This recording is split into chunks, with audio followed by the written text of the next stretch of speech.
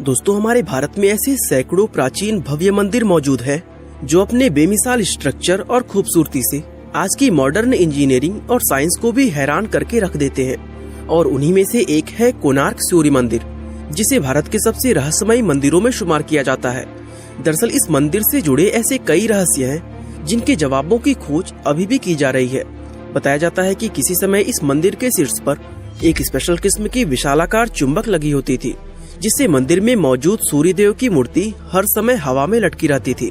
ऐसे में सवाल उठता है कि आज से सैकड़ों साल पहले इस मंदिर को आखिर किस तरह से बनाया गया होगा और क्या वजह है कि इस मंदिर का मेन गेट पिछले 118 सालों से बंद पड़ा हुआ है।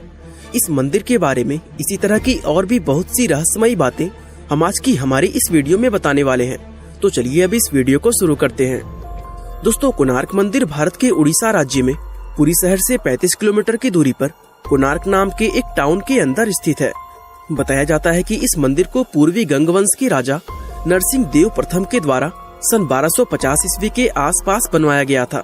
राजा नरसिंह देव ने ये मंदिर भगवान सूर्य देव को समर्पित करके बनवाया था, जिसमें सूर्य देवता की एक विशाल और भव्य मूर्ति स्थापित की गई थी। यहाँ तक कि इस मंदिर की संरचना भी सूर्य देव के रथ की तरह की गई है। दरअसल हिंदू धर्म में सूर्य देव को पूरे ब्रह्मांड के जीवन का स्रोत कहा जाता है और माना जाता है कि सूर्य देव आकाश में एक रथ पर सवार होकर यात्रा करते हैं, जिसको 7 बेहद ताकतवर घोड़े खींचते हैं। इसी काल्पनिक रथ से इंस्पायर होकर इस मंदिर का डिजाइन तैयार किया गया है, जिसके चलते ये सूर्य देव के रथ के जैसा ही नजर आता है। इस मंदिर के दोनों तरफ पत्थरों के 12 जोड़ी पहिए लगाए गए हैं। साथ ही 7 घोड़े इस मंदिर के आगे की तरफ इस तरह से बनाए गए हैं कि उन्हें देखकर लगता है मानो वो मंदिर को खींचकर आगे ले जा रहे हों। मंदिर के दोनों तरफ बने ये पहिए सुंदर होने के साथ ही प्राचीन भारतीय इंजीनियरिंग का एक बेहतरीन नमूना भी है। दरअसल ये 12 पहिए साल के 12 महीनों को दर्शाते हैं और इन पहियों की मदद से समय का सही अंदाजा लगाया जा सकता है। असल में ये पहिए एक ऐसे सनडायल का काम करते हैं जो सिर्फ घंटे ही नहीं बल्कि मिनट और सेकंड्स तक का समय बताते हैं।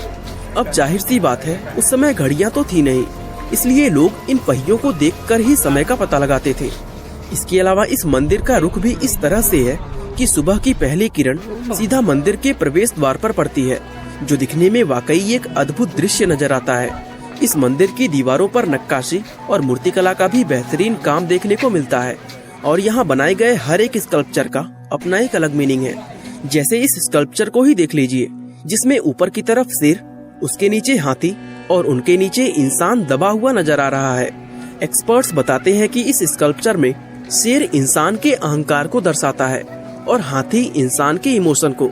तो इस तरह इस मूर्ति का मतलब ये निकल कर आता है कि इंसान अपने झूठे अहंकार की वजह से बनी इमोशंस में कैद होकर जिंदगी भर फंसा रह जाता है। यानी अपने अहंकार पर काबू पाकर ही कोई मनुष्य सही मायनों में इंसान बन सकता है। दोस्तों, ऐसी बहुत सी चीजें हैं जो इस मंदिर को इतना ज्यादा खास और रहस्यमय बनाती है, लेकिन उन सभी में सबसे ज्यादा मशहूर वो विशालकाय चुंबक है जो कभी इस मंदिर के शीर्ष पर लगी होती थी।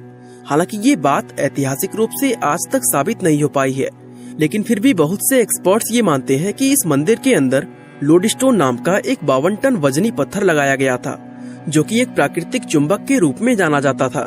इस विशाल चुंबक की वजह से ही मंदिर के अंदर स्थापित की गई भगवान सूर्य देव की मूर्ति हमेशा हवा में लटकी रहती थी और मूर्ति का इस तरह हवा में लटके रहना अपने आप में किसी अजूबे से कम नहीं था। अब इस चुंबक के साथ क्या हुआ और आज के समय में ये कहां पर है, इन सवालों को लेकर अलग अलग लोग अलग अलग कहानियां बताते हैं, जिसमें सबसे फेमस थ्योरी ये है कि शुरुआत में ये मंदिर समुद्र के किनारे पर हुआ करता था, लेकिन समय के साथ धीरे धीरे समुद्र का पानी कम होता गया और ये मंदिर किनारे से कई किलोमीटर दूर हो गया। कहते हैं कि इस मंदिर में लगाया गया वो चुंबकीय लोडस्टोन इतना स्ट्रॉन्ग था कि उसकी वजह से समुद्र में गुजरने वाले पानी के जहाजों का कंपास तक काम करना बंद कर देता था और वो जहाज यहाँ से गुजरते हुए अपनी दिशा भटक जाते थे। कहा जाता है कि पुर्तगाली नाविक अपने जहाजों को बचाने के लिए इस मैग्नेट और भगवान सूर्य देव की प्रतिमा को मंदिर से निकालकर अपने साथ ले गए थे और इस मंदिर से मैग्नेट का निकलना ही इसके गिरने की असल वजह बना था। दरअसल कुछ एक्सपर्ट्स का ये मानना है कि इस